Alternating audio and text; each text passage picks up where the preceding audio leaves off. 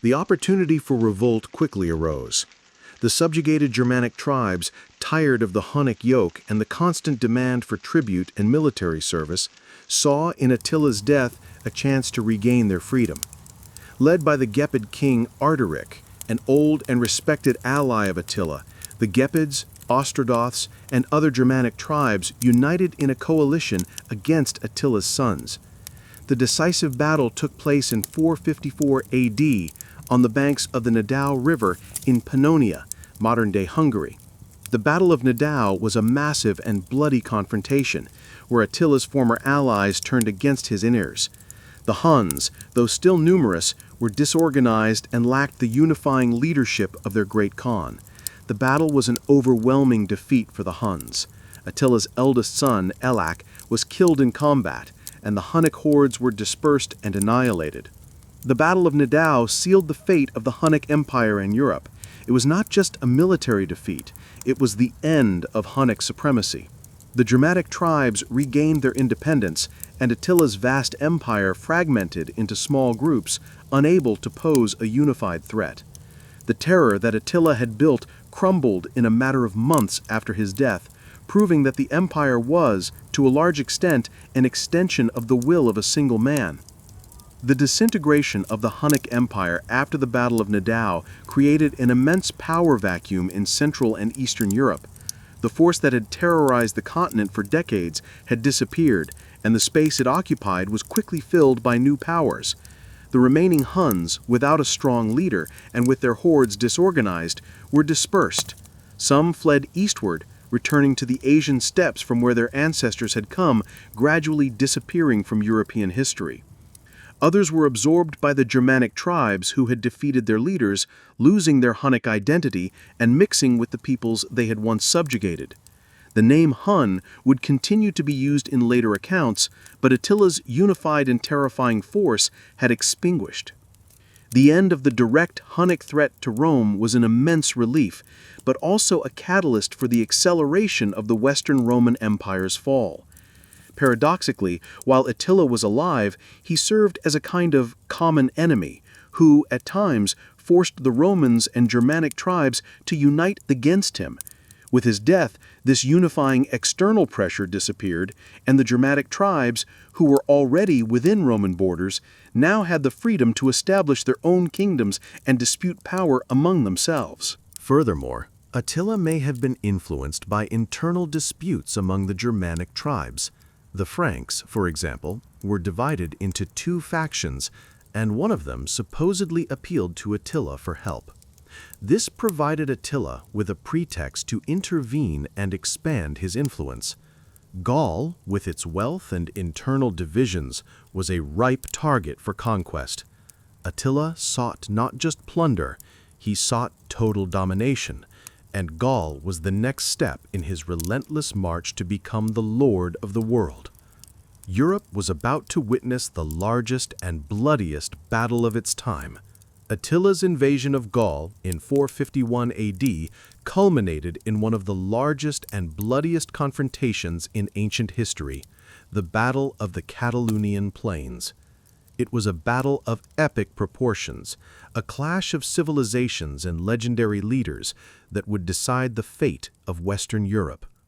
Attila, with his vast horde of Huns and their Germanic allies, Ostrogoths, Gepids, etc., marched through Gaul, sacking and destroying cities like Metz and Orleans. To stop Attila's fury, the Western Roman Empire, in a last and desperate effort, managed to form an unlikely alliance. The Roman general Aetius, the last Roman who knew Hunnic tactics like few others, gathered a heterogeneous but formidable army. He convinced the Visigothic king Theodoric I, a former enemy of Rome, to join the common cause. Other Germanic tribes joined them, such as the Franks and the Alans, in addition to the last Roman legions. It was a coalition of old rivals, united by the common fear of Attila. The battle took place somewhere on the Catalonian Plains, a vast plain in Gaul, probably near modern-day Châlons and Champagne. The forces were colossal, with hundreds of thousands of warriors on both sides. The battle was chaotic and brutal, extending throughout the day, and the bloodshed was immense. The center of the battle was a strategic hill, fiercely disputed by both sides. At the height of the combat, the Visigothic king, Theodoric I, was killed, a devastating blow to the Allies' morale. However, his son, Thorismund, took command and led a fierce countercharge. Aetius, with his tactical genius, managed to maneuver his forces to flank the Huns and prevent them from regrouping. The battle turned into a massacre, with colossal losses for both sides. Attila the Hun, a name that echoes with the sound of horse hooves and war cries, a symbol of terror and destruction, but also of relentless leadership and the ability of a single man to shape the destiny of a continent. His life was a comet of violence that crossed the skies of Europe, leaving a trail of devastation, but also opening the way for new eras. He was the Scourge of God, a force of nature that even in its brutality was a catalyst for transformation. The Western Roman Empire, which he so terrorized, would soon succumb, giving way to a mosaic of barbarian kingdoms. But the spirit of conquest and the pursuit of empires would not end with him. History is replete with figures who, like Attila, emerged from the fringes of the known world to challenge established powers and leave their own indelible mark. The Eastern Empire, under Emperor Marcian, Theodosius II's successor, had refused to pay the annual tribute demanded by Attila, claiming that there was no gold to give to a barbarian. This refusal was a direct affront, a challenge to the authority of the Scourge of God. Attila could not permit such insubordination. He saw it as a broken promise, an insult that demanded immediate and brutal retribution. In 453 AD, Attila launched a new and devastating campaign in the Balkans and Macedonia. His hordes swept through the region, sacking and destroying everything in their path. Cities that had been spared in previous incursions were now subjected to the full fury of the Huns. The devastation was widespread, and the trail of destruction left behind was even more terrible than before. Fields were razed, villages burned, and populations massacred or enslaved. The Eastern Empire's inability to stop him was glaring. Its armies, though numerous, were exhausted by decades of wars and tributes. Its infrastructure was in tatters, and morale low. Constantinople, the capital, remained intact due to its formidable walls, but the interior of the empire was bled dry. Constantinople's desperate diplomacy, which previously managed to deflect Attila with gold, now proved ineffective in the face of his insatiable thirst for revenge and plunder. The perception of Attila as an unstoppable force, a divine punishment, was stronger than ever. He was terror personified, and his presence in the Balkans was a constant reminder of the fragility of empires and the brutality of war. The wealth obtained from this last campaign, though vast, would be his final great plunder, a prelude to the end of his reign. After his last devastating campaign in the Balkans, Attila, the feared Scourge of God, returned to his encampment on the plains of Hungary.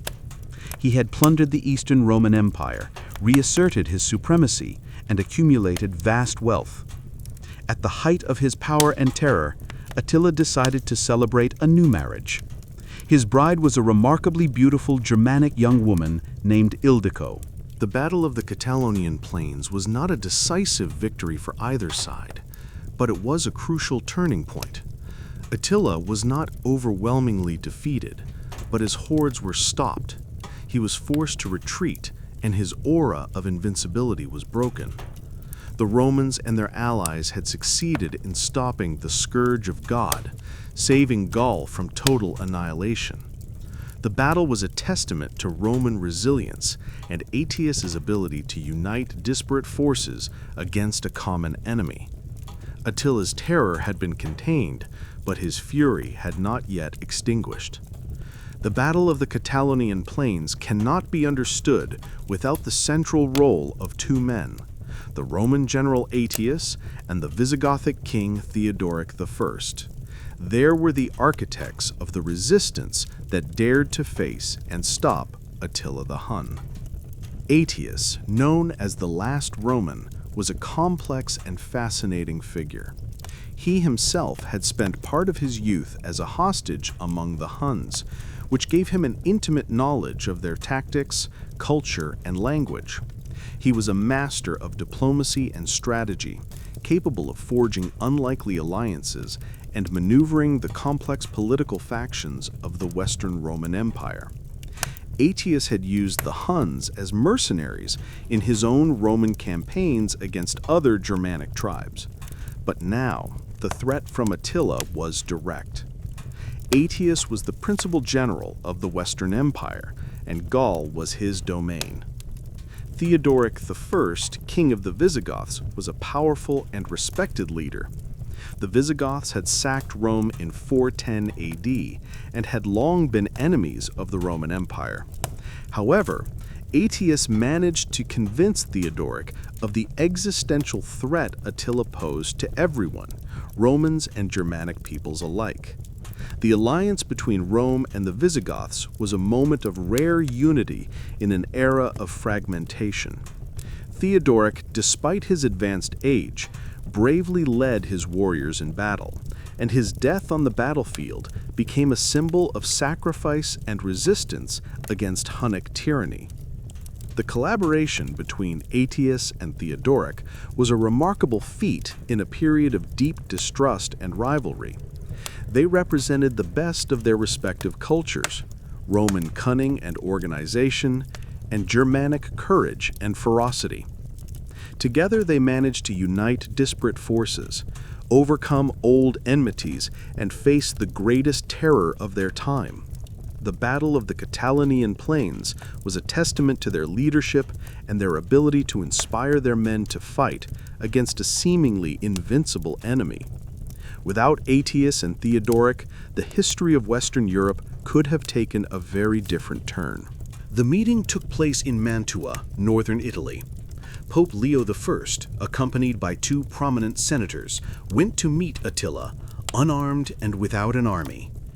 It was an act of faith and diplomacy, a confrontation between brute force and moral and spiritual authority. Legend has it that Pope Leo, with his dignity and eloquence, managed to persuade Attila to spare Rome from being plundered. The exact reasons for Attila's decision to retreat are debated by historians. Christian legend attributes the decision to divine intervention and Pope Leo's eloquence. However, there are also pragmatic reasons that may have influenced Attila. Logistics and disease. His hordes were exhausted after years of campaigns and looting. Italy was suffering from a plague, and the prospect of a disease spreading among his men may have worried him. Sufficient wealth. Attila had already plundered much of northern Italy and accumulated vast wealth. The sack of Rome, though tempting, might not have been worth the risk of prolonging the campaign. Ariac's precedent. The sack of Rome by Ariac's Visigoths in 410 AD was followed by Ariac's death soon after. Some suggest that Attila may have feared a similar curse. Agreement with Aetius. It is possible that Aetius offered Attila a substantial payment or other concessions for him to retreat.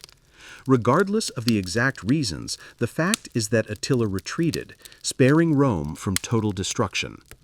The meeting with Pope Leo I became an iconic moment in history, a symbol of the ability of faith and diplomacy to stop the fury of war. Attila, the scourge of God, had been contained, and Rome, though humiliated and weakened, had been spared. However, his fury had not yet extinguished, and his gaze was already turning towards new conquests. After the retreat from Italy, which many interpreted as a divine miracle or an act of diplomacy, Attila's fury had not dissipated. On the contrary, it turned with renewed intensity towards a familiar target, the Eastern Roman Empire.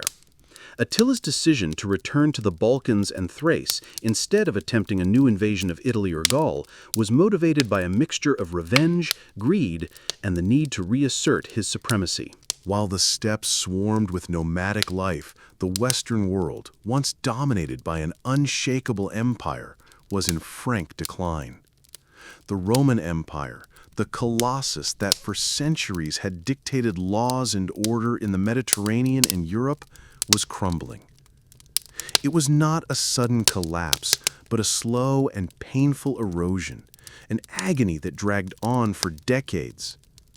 Divided into the Western Roman Empire and the Eastern Roman Empire, Byzantine, the western part was the most vulnerable, corroded by internal problems and external pressures.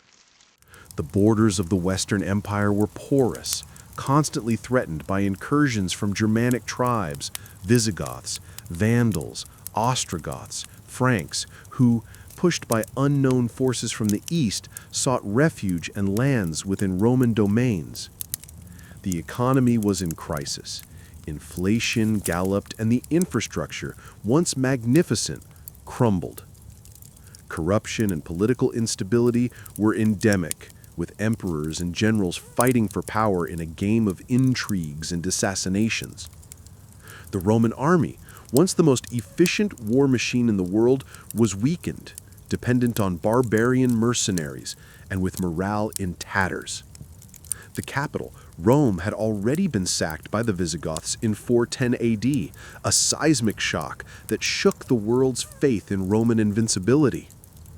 The Western Roman Empire was a tottering giant, a decaying body that could barely hold its borders.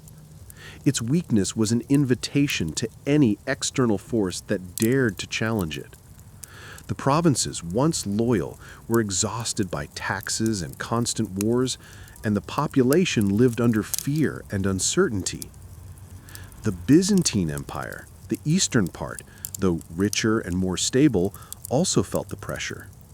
Constantly on guard against the Persians to the east and nomadic tribes to the north, Constantinople, the new Rome, was a fortress, but not invulnerable.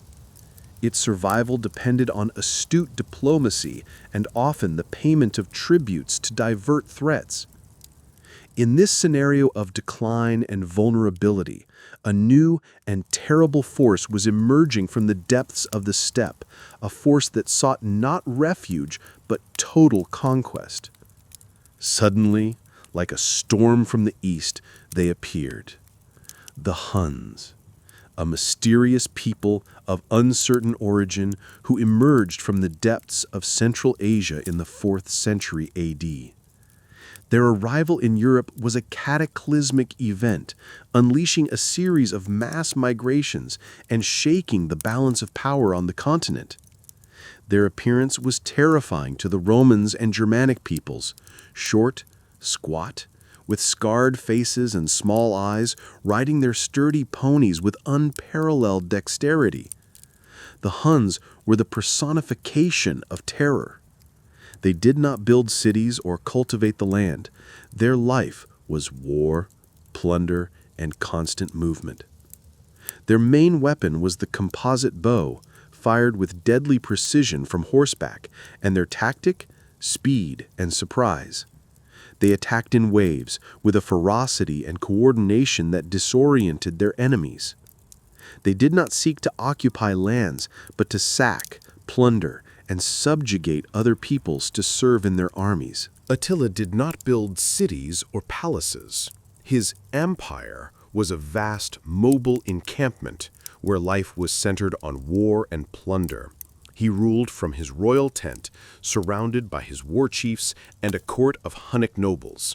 His authority was absolute, and discipline in his hordes was iron-fisted. His ability to coordinate such diverse armies and keep them united under a single banner was a testament to his military genius and his charismatic, though brutal, leadership. The formation of this Hunnic Empire in Europe had a profound and lasting impact on the continent. Hunnic pressure continued to push Germanic tribes into Roman domains, accelerating the collapse of the Western Roman Empire. His devastating campaigns left a trail of destruction and terror, and his name became synonymous with cataclysm. Attila was not merely a conqueror, he was a disruptive force, a catalyst for the fall of an empire and for the birth of a new era in Europe. His empire, though ephemeral, left an indelible mark on history, and his name would be remembered for centuries as that of the Scourge of God. With the Eastern Roman Empire exhausted and paying heavy tribute, Attila's eyes turned westward.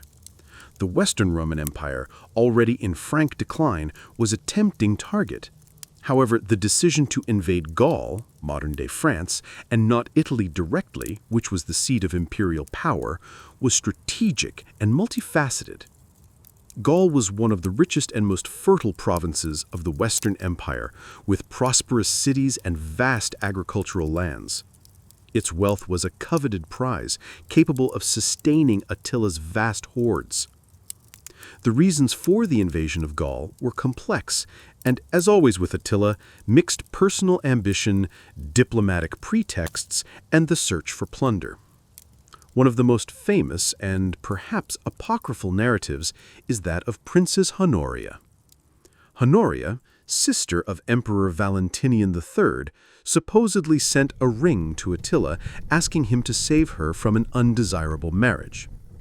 Attila interpreted this as a marriage proposal and demanded half of the Western Roman Empire as dowry, a perfect pretext for the invasion. Another reason for the invasion was the growing rivalry between Attila and the Roman general Aetius, the last Roman.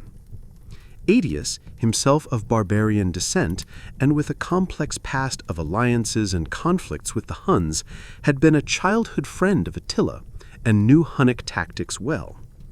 He had used the Huns as mercenaries in his own Roman campaigns, but now the threat from Attila was direct. Aetius was the principal general of the Western Empire, and Gaul was his domain. The psychology of terror was simple and effective. Leave no survivors. Cities that resisted were subjected to relentless sieges, and once conquered, their populations were massacred without mercy. Men, women, and children were exterminated, and buildings set ablaze. The goal was not just plunder, but total destruction, the removal of any trace of resistance. This scorched earth policy ensured that there would be no pockets of rebellion behind Hunnic lines, allowing their armies to advance rapidly without worrying about threats to their rear. The Huns did not seek permanent occupation of lands or the construction of an administrative empire like the Romans. Their goal was plunder, pillage, and the subjugation of other peoples to serve in their hordes. They lived off what they looted, and wealth flowed to the heart of their empire, financing their campaigns and rewarding their warriors. This hit-and-run mentality, combined with brutality, was incredibly effective against the Roman and Germanic armies, which were accustomed to a more conventional type of warfare. The Huns' vision was that of a scourge, a divine force sent to punish humanity's sins. Attila, in embracing this epithet, transformed terror into an ideological weapon. He was the instrument of divine wrath, and his armies the manifestation of that wrath. This belief, or its imposition, was so powerful that many peoples, both Roman and Germanic, believed that the Huns' arrival was a sign of the end of times. Hunnic brutality was not just an act of violence, it was a declaration of power, a message that resistance was futile and that submission was the only hope of survival. Under Attila's relentless leadership, the Hunnic Empire in Europe reached its peak, becoming the nightmare of the West. Attila did not merely command the Huns, he ruled a vast confederation of peoples, including Ostrogoths, Gepids, Rugians, Heruli, and many others who had been subjugated and incorporated into his hordes. This was a multinational force, united not by blood ties, but by terror and the promise of plunder. The heart of Attila's empire was located in the plains of modern-day Hungary, from where he launched his devastating incursions. His dominion stretched eastward to the Volga River, westward to the Rhine River, and southward to the Danube River. He demanded tribute from both Roman empires, both Western and Eastern, and his ambassadors were received with fear and reverence in Constantinople and Ravenna, the capital of the Western Empire at the time. Their ascent was meteoric. As they advanced westward, they subjugated and incorporated other nomadic and Germanic tribes into their hordes, creating a multinational army of terrifying proportions. The Ostrogoths, Gepids, Alans, and many other peoples were forced to join the Huns or flee into Roman domains. This Hunnic pressure was the main engine of the Great Migrations, pushing Germanic tribes into the Roman Empire, accelerating its decline. Under a succession of leaders, the Huns became the dominant force in the European steppes. They demanded tribute from both the Western and Eastern Roman empires, and their incursions were a constant threat. Their reputation for invincibility grew with each victory, and the fear they inspired was a weapon as potent as their bows. In this scenario of terror and domination, the man who would take this overwhelming force to an unprecedented level would be born, a leader whose name would become synonymous with destruction, Attila. It was in this cauldron of chaos, violence, and rising power that, sometime in the early 5th century AD, the exact date is uncertain but probably between 406 and 410 AD, Attila was born. His birthplace is unknown, but it is presumed to have been somewhere in the plains of modern-day Hungary, the heart of Hunnic dominion in Europe. He was the son of Munzuk, a Hunnic nobleman, and brother of the chiefs Oktar and Rua, which gave him a lineage of leadership within the Hunnic elite. From an early age, the environment that surrounded him was one of war and nomadic life. He grew up in the saddle, learning to ride and use the bow with a dexterity that surpassed most. His childhood was shaped by Hunnic military discipline, the harshness of steppe life, and the constant threat of conflict. He witnessed the rise of his people, the subjugation of other tribes, and the fragility of civilized empires. Although there are no legends of his birth as dramatic as those of Genghis Khan, Attila's figure would quickly become legendary. For the Romans and Germanic peoples, he was not merely a military leader, he was the Scourge of God, a force of nature sent to punish humanity's sins. This epithet, which he himself may have embraced, reflected the terror and devastation his armies brought. News of Attila's death spread like wildfire throughout Europe, generating a wave of indescribable relief in Rome and Constantinople. The man who had terrorized two empires and left a trail of destruction wherever he went was dead. It was as if a nightmare had come to an end. Celebrations were widespread, and his death was seen as a divine intervention, proof that God had finally spared humanity from his punishment. The perception of Attila as the Scourge of God was consolidated after his death. This epithet, which he himself may have embraced in life, became the way he was remembered for centuries. He was not just a military leader, he was an apocalyptic figure, an instrument of divine wrath, sent to punish humanity's sins. This narrative, promoted by Christian historians and clerics who saw him as divine retribution, solidified his reputation as a force of evil. The fear he inspired was so profound that his name became synonymous with terror for centuries, a warning of the consequences of barbarian fury. However, Attila's legacy would not be merely that of a destroyer. His life and conquests forced empires to adapt, to rethink their defenses and strategies. He was a catalyst for the fall of an empire and for the emergence of new kingdoms in Europe. His name, though associated with terror, would remain etched in history as that of one of the greatest and most feared conquerors of all time, Attila the Hun, the name that for decades terrorized the Roman and Germanic world, the Scourge of God, the conqueror who led his hordes from the depths of the steppe to the gates of Rome.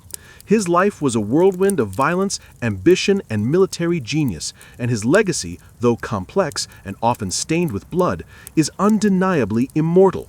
He did not build cities, leave grandiose monuments, or lasting administrative empires, but he left an indelible mark on Europe's memory. The remaining Huns dispersed, some returning to the Asian steppes, others being absorbed by the Germanic tribes that had defeated their leaders.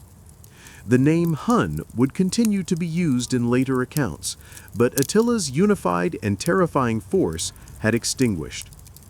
The power vacuum that followed in Central and Eastern Europe was quickly filled by new Germanic powers who, now free from the Hunnic yoke, would consolidate their own kingdoms. Attila's impact on Europe, though it did not result in the founding of a lasting empire, was profound and transformative. He was a catalyst for the fall of the Western Roman Empire and for the reshaping of the map of Europe. The Hunnic incursions, especially the pressure that pushed Germanic tribes into Roman borders, accelerated the process of disintegration of the Western Roman Empire. The Visigoths, Vandals, Ostrogoths, and other tribes, fleeing Attila's fury, sought refuge in lands within Roman domains, further destabilizing an already declining empire. Attila, therefore, did not directly overthrow Rome, but was a crucial factor that contributed to its final agony. Paradoxically, while Attila was alive, he served as a kind of common enemy who, at times, forced the Romans and Germanic tribes to unite against him, as in the Battle of the Catalonian Plains. With his death, this unifying external pressure disappeared, and the Germanic tribes, who were already within Roman borders, now had the freedom to establish their own kingdoms and dispute power among themselves. This led to the fragmentation of the Western Empire into various barbarian kingdoms, marking the beginning of the Middle Ages. Attila's legacy also lies in how he redefined borders and identities in Europe. The regions that were devastated by his hordes were depopulated, and new populations would move in to fill that void. His presence forced empires to adapt, to rethink their defenses and strategies. He was a disruptive force who, though he built nothing, paved the way for others to do so, reshaping the continent in profound and lasting ways. His ascent to power would not be immediate. He would have to prove his worth, his ferocity, and his cunning in a world where only the strongest survived. But the stage was set for the emergence of a leader who, through his ruthlessness and military genius, would take the Huns to an unprecedented peak, challenging the world's two greatest empires and leaving an indelible mark on history. His journey was just beginning, and Europe was about to feel the fury of the man who would become the greatest terror of his time. Attila's childhood on the vast and merciless plains of the Eurasian steppe was not a period of innocence or luxury. It was, rather, a brutal crucible where survival was the only lesson and war the only school. Born into the Hunnic elite, Attila was immersed from an early age in the warrior culture of his people, a people who lived and died on horseback. He knew no permanent home, but the yurt, the felt tent that was his home, constantly on the move, following the herds and military campaigns. From a tender age, Attila was trained in the art of horsemanship. The Huns were, par excellence, horsemen. Children learned to ride almost before they could walk, and the saddle was a natural extension of their bodies. Attila would have spent countless hours on horseback, developing a dexterity and endurance that would make him a master of mobile warfare. He learned to ride for days on end, and during hunger, thirst, and the biting cold of the steppe, living off the land and what his horses could provide. But Attila's training went far beyond horsemanship. He was trained in the use of the Hunnic composite bow, a formidable weapon, capable of firing arrows with lethal force and precision from horseback, even at full gallop. He learned to hunt not just for subsistence, but as a form of military training, honing his skills in tracking, ambush, and group coordination. Hunting was a battle simulation, where patience, cunning, and ferocity were rewarded. Hunnic discipline was rigorous, obedience to leaders was unquestioning, and weakness severely punished. Attila grew up observing the brutality of Hunnic conquests, the subjugation of other tribes, and the ruthlessness necessary to survive in a world where only the strongest thrived.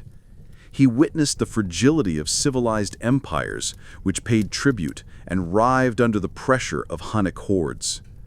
This childhood, shaped by war and the harshness of the steppe, forged in Attila a pragmatic mind, a relentless spirit, and an iron determination, preparing him for the destiny that awaited him.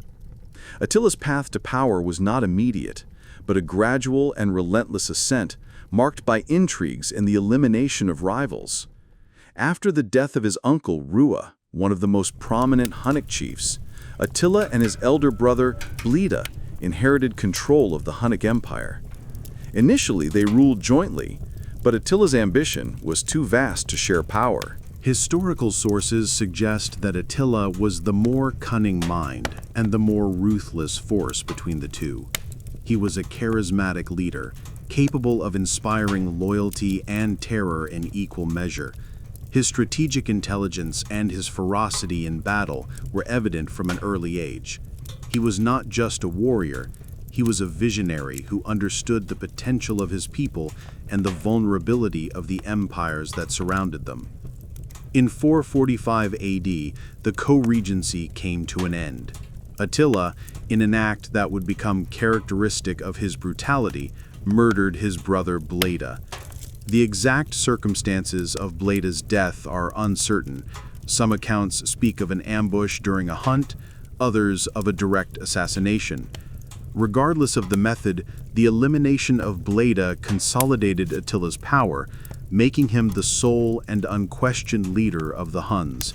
There was no one left to challenge his authority. With Bleda out of the way, Attila assumed total control of the vast Hunnic Empire, which stretched from the steppes of Eastern Europe to the borders of the Roman Empire. He reorganized the hordes, imposing an even fiercer discipline and absolute loyalty to himself. He was the personification of Hunnic power, and his ascent to the throne marked the beginning of a new era of terror for Europe.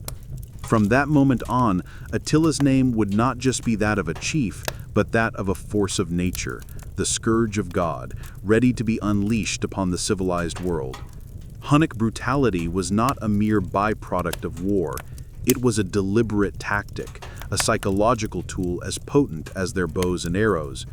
Under Attila's leadership, this brutality reached a new level, transforming into a philosophy of war that aimed to terrorize and demoralize enemies even before battle began. The Huns' reputation preceded their armies, spreading panic and often leading entire cities to surrender without a fight, preferring submission to annihilation. The wedding feast was grand, a sumptuous banquet that lasted for hours with abundant food and, crucially, excessive alcohol consumption, as was common in Hunnic celebrations. Attila, known for his sobriety in battle, allowed himself indulgences during moments of celebration. He drank too much, and the night stretched into euphoria and excesses. The next morning, the vast Hunnic encampment awoke to shocking news.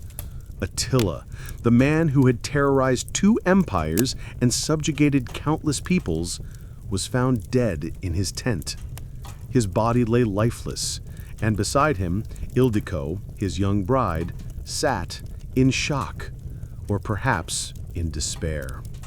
The irony of such a feared conqueror who had survived countless battles and dangers, dying in such a common or mysterious way, was an event that shocked the world.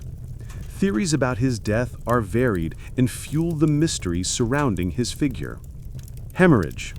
The most accepted and perhaps most prosaic version is that Attila died of a severe nosebleed. After the night of drinking, he supposedly lay on his back, and the blood, instead of flowing out, accumulated in his throat, causing asphyxiation.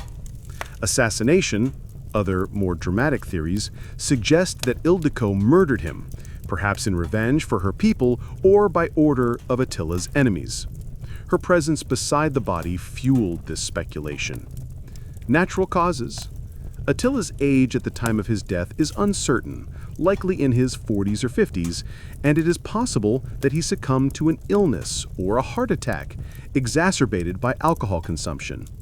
Regardless of the exact cause, Attila's death in 453 AD was an event of seismic proportions. For his enemies, it was an indescribable relief, a divine miracle that put an end to the terror.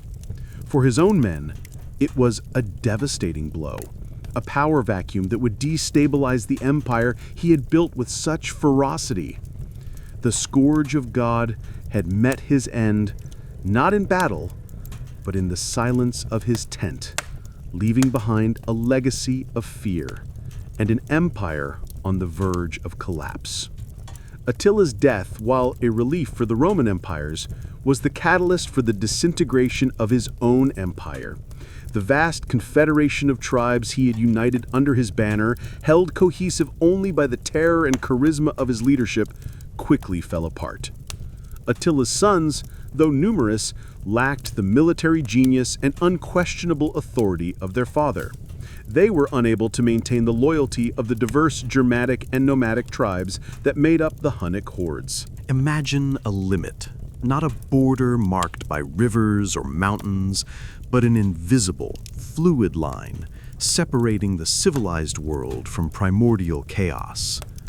East of Europe stretched a vast and mysterious domain, the Eurasian steppe, an ocean of grass extending for thousands of kilometers from the Hungarian plains to the depths of Asia.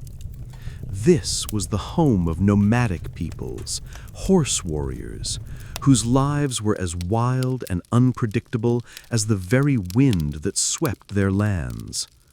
In the 5th century AD, this steppe, which seemed like a desert of shifting sands to established empires, was about to unleash a force that would shake the foundations of the known world. Here, survival